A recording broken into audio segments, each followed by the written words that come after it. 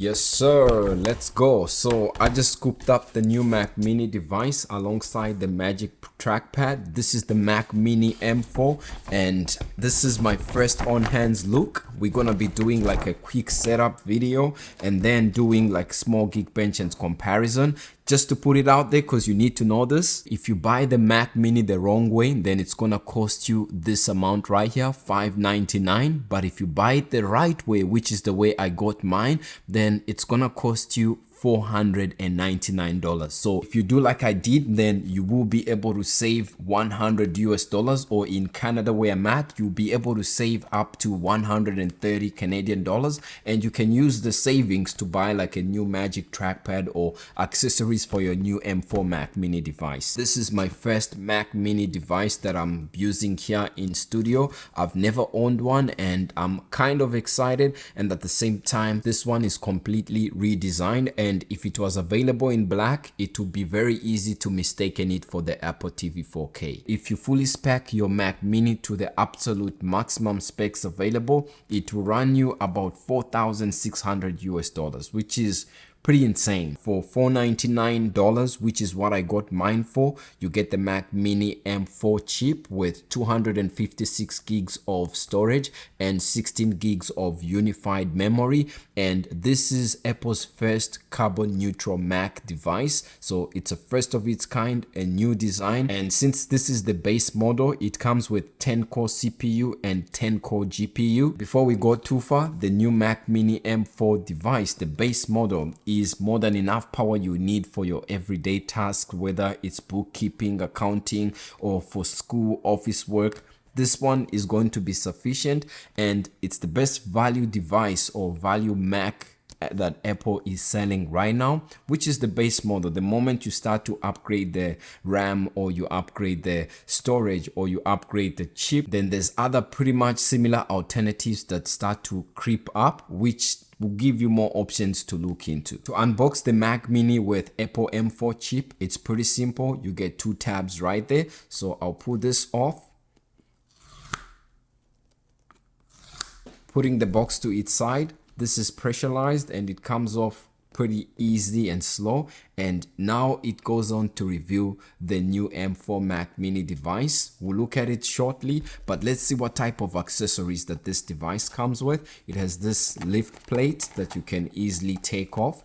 It just lifts up like this. The next thing that comes in the box is this braided power cable, and this one basically just unclips like this. It has two sections where you can easily pull up and be able to unclip just like that, and then boom, it comes right off like that, and you can see how it looks. Something to notice about the braided power cable is that the actual power supply is built in, so there is no need for this that you see which my MacBook Pro has, because this is actually built into the Mac Mini, and it's pretty good that the power supply is built in. You can see the size comparison of the power supply for my MacBook Pro compared to the Mac Mini. So yes, just like the Apple TV, it's built in, and the only thing you get is the power cable right there. The next thing you get is this circular, designed by Apple in California, paperwork holder. And when you see what type of paperwork it has, this is what you get. So the first thing right here is like a quick start guide for the Mac Mini, and because I'm in Canada, I get it both in English and French. That was the French variant, and you can see the English variant right here.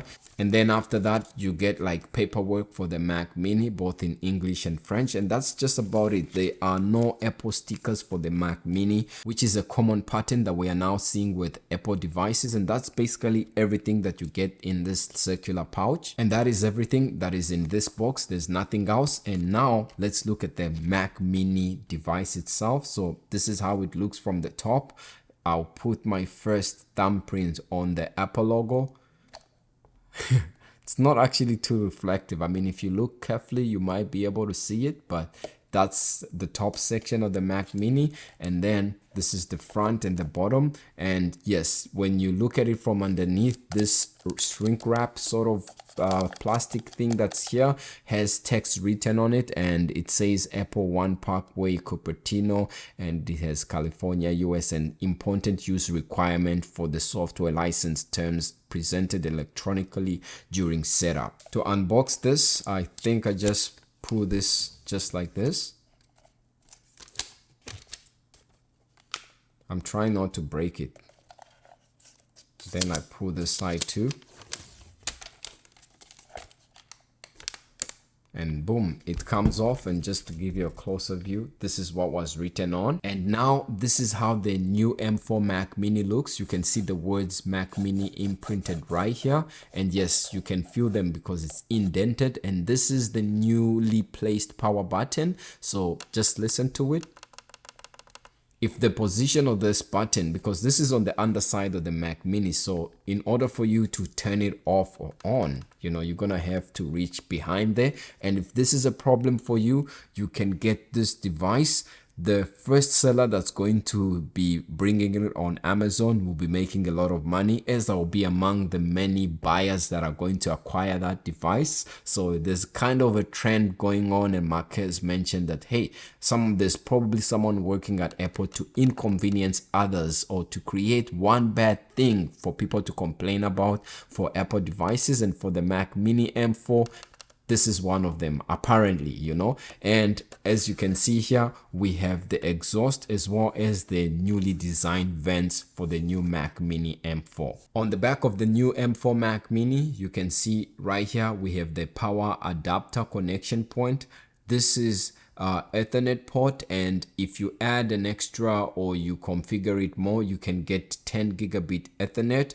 We have HDMI, and we have 3 USB-C ports right here. At the front of the Mac Mini, this is how you see it. So this are other 2 extra USB-C ports, and besides that, you can see a little white status indicator light, and we also have a headphone jack. Now, the weight of the Mac Mini comes in at 0.67 kgs, and if you get the Mac Mini M4 Pro, then it comes in at 0.73 kgs. So the M4 Pro is slightly heavier than the regular or the base model M4 Mac Mini. In terms of comparison, since this is my first Mac Mini device, you know, this is my palm, you can see how it looks. So I was gonna compare it to the old Mac Mini, but you know, I couldn't really get my hands on an older Mac Mini version, and this is my Mac Mini device in studio. But I do have an Apple TV somewhere here. The Mac Mini right here, the Apple TV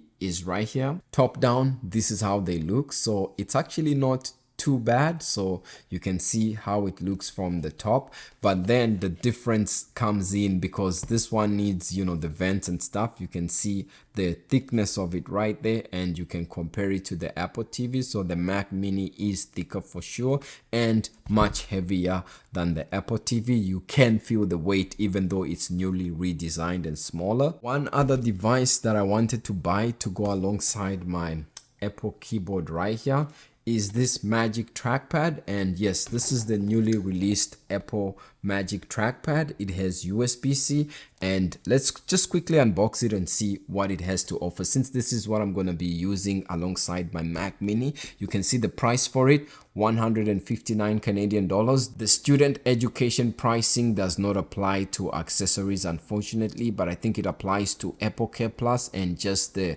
device that you are buying. And you can see right here, it says Magic Trackpad USB-C with the text USB-C and USB-C imprinted. You have the serial number and the color of it, the trackpad in white. You can get the black one, but the black one for me was $20 more. And this is how the front looks. Here we have an Apple logo imprint, and yeah, basically that's it. It has a pull tab right here. Turn it to the side like this, and there's arrow now will tell you where to pull, and it says pull this way. So if I pull it out, see, that's all that we have in this box. And now this is the new trackpad. You can see right here we have Magic Trackpad paperwork, and it has like a clip just that I can remove right there. And under this section, it's basically telling you switch on and off, set up your trackpad, USB-C charging cable, and other setup instructions. The other thing that comes in, I think it's the regulatory and compliance information for the trackpad, and we get a braided USB-C to USB-C cable. I probably won't even bother with this because it's just the same thickness as my iPhone 15 Pro or 16 Pro cable. And now this is the actual device itself. It has the power button right there. It has the USB-C port, and on the side, nothing special on this bottom. It's almost shaped like a MacBook Air. You know how the MacBook Air is thicker on the end, and the closer you come to the trackpad on it, it gets slimmer. So this is how it looks, and this is my first trackpad, believe it or not. And to open it, there's a pull tab right here, so let me quickly put it off.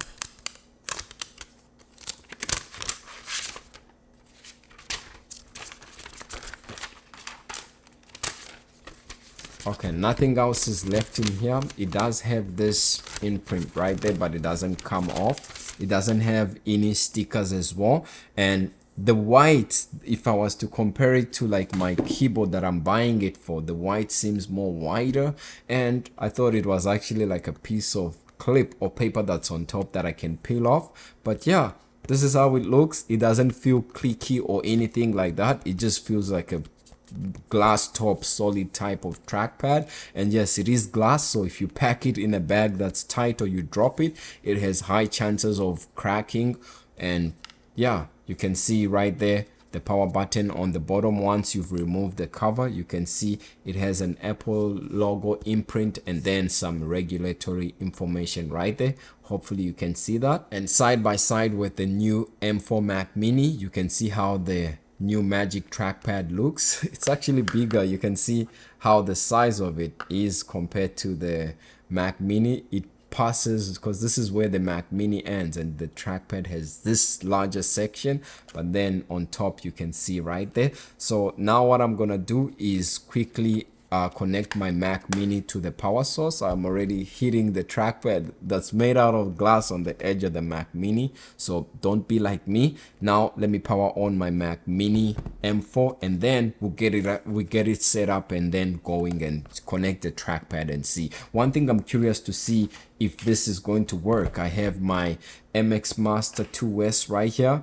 and I have a USB-C end connected to it, so I'll try it first and see if it connects to my Mac Mini and allows me to set it up with this mice. If it doesn't work, then I'll use the Magic trackpad. So let me quickly connect it. HDMI connection, boom, that's done. Power button doesn't do anything if nothing is connected yet. And now let me connect the power cable. The power cable is actually pretty long. I think it's more than like 1.5 to 2 meters. And now if I connect it right here, let's see if it turns on automatically. It doesn't turn on or do anything. You can see the status indicator is still off. So let me quickly capture what this Mac Mini is going to be putting out. This is what I'm seeing with the Mac Mini before I press the power button. It's off right there. And now if I do press the power button, so this power button will essentially become useful if you need to turn on your Mac Mini. So if I press the power button, okay, it made the Mac OS sound, but this doesn't actually light up. I guess there's no need for it to light up because this is the underside. And now you can see the status indicator turned on. If I go into the general and go to the storage, you can see how much storage I have right there, and this is loading. And if I go all the way down and go to system data and click on the info on macOS, you can see here when I click on the little I, macOS, this is the version that's here, 15.0. so it's macOS Toyota Sequoia with that build number that you see right there, and it doesn't mention Apple Intelligence because Apple Intelligence was available with macOS 15.0. so the first thing I'm going to do is definitely update my device to macOS 15.1 to be able to get Apple Intelligence features and changes. So if I go to software update and then click on the more info tab right here, you can see macOS Sequoia 15.1 for me comes in at 2.44 gigs, and you can see it enables Apple Intelligence writing tools, Siri, photos, and in many other applications that support Apple Intelligence.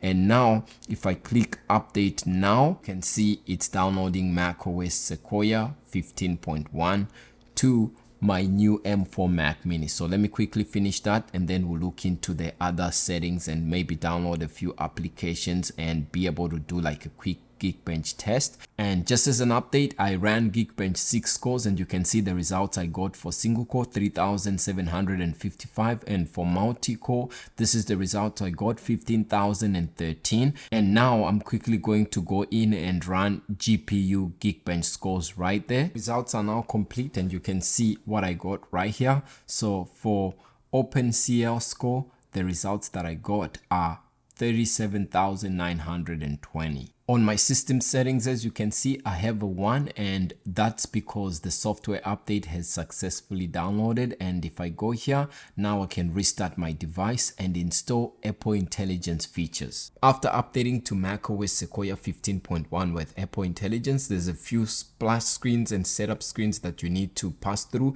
And then after that, you can see Apple Intelligence with writing tools and the start of a new era for Siri and built for privacy. You can read all about Apple Intelligence right here, but I'll just click continue right there, and you can see summarize notifications as one of the new features here. And Apple Intelligence can summarize notifications, making them easier and much better to read. And you can see summarize all notifications you can enable, or you can choose specific applications to be able to summarize. I'll say summarize all notifications, and all your files in iCloud, share files from documents and desktop in iCloud Drive.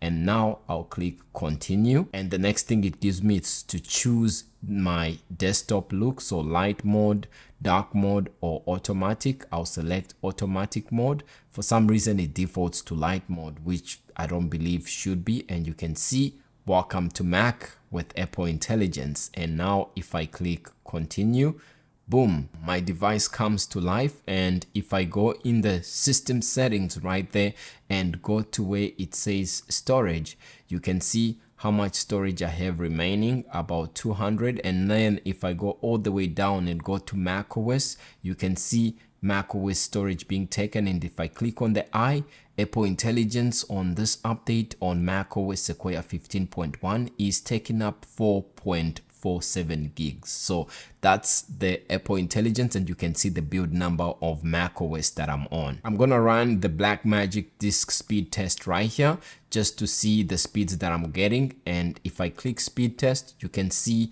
this is the write speed, so the speed at which you can send data from your Mac to, and this is the read speed. You can see what I'm getting again on the right, and if I do the read again, you can see I'm getting an average of about maybe write speed close to 1678 megabits per second for write. For read, I'm getting an average of 2810.2 megabits per second, which is actually pretty good. And as the system does multiple read and writes, then you can see the speeds are getting a bit higher. And keep in mind, because this is the first reboot after an update, the speeds are going to be getting slightly better as the files and the system settles steadily. And now to be able to find Apple Intelligence, you can see if I go into system settings, this section that used to be called Siri and search has been renamed to Apple Intelligence and Siri. And if I click on it,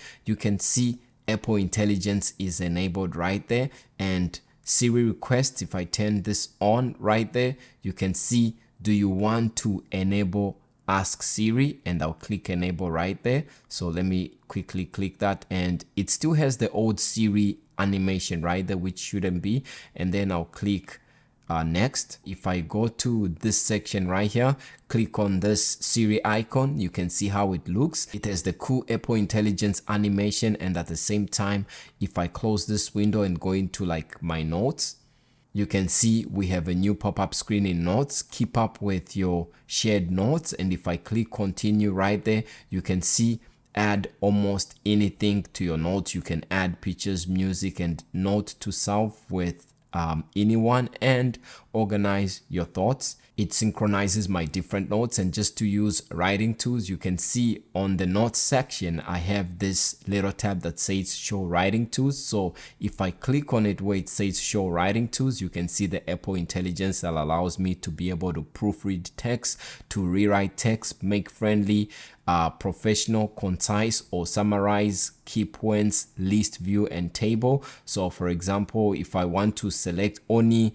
a selected type of text, I can select that right there. And if I wait a few seconds, usually there's an Apple Intelligence icon that shows besides that, and you can see it right there. For some reason it disappeared. I'll wait a few seconds. If it doesn't show up, I have to click writing tools, and then if I do, like for example, proofread, where it checks for grammar mistakes, you can see it's found 4 changes, and then if I click done, it's gonna fix my mistakes right there. So there's a lot you can do with Apple Intelligence. I did a lot of videos on it, and if you want to see that, feel free to check my Apple Intelligence videos on the channel. Keep in mind that Apple Intelligence is going to work in multiple Apple applications that you have. So it's all these applications that you can edit text or manipulate things are going to have Apple Intelligence enabled in them. That's just about it for me when it comes to the new Magic Trackpad with USB-C. It's pretty good and works really well with the M4 Mac Mini, and the white on it looks pretty white.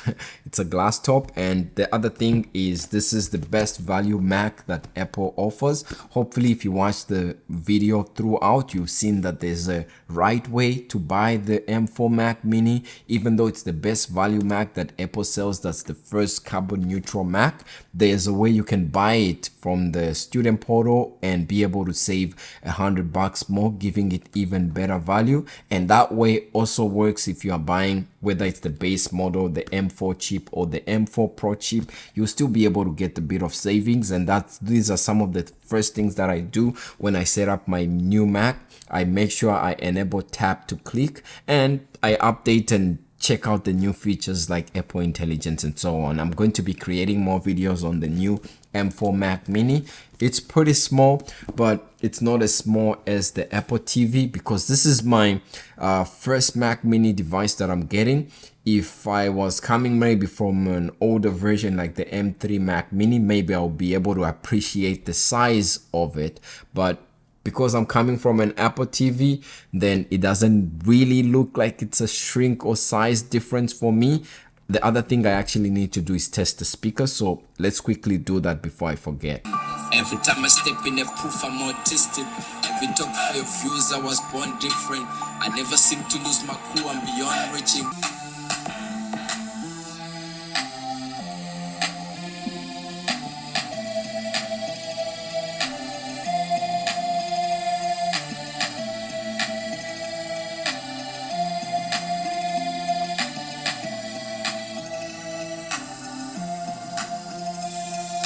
Anyway guys, I'm just having too much fun with this little Mac Mini device. So that's the volume. Those are some of my old hits that I used to do with my friend Owner Beats. Shout out to Owner Beats, the producer of some of my beats here right on the channel. But other than that, that's about it for me. Let me know what you think about the new Mac Mini M4 device, the base model.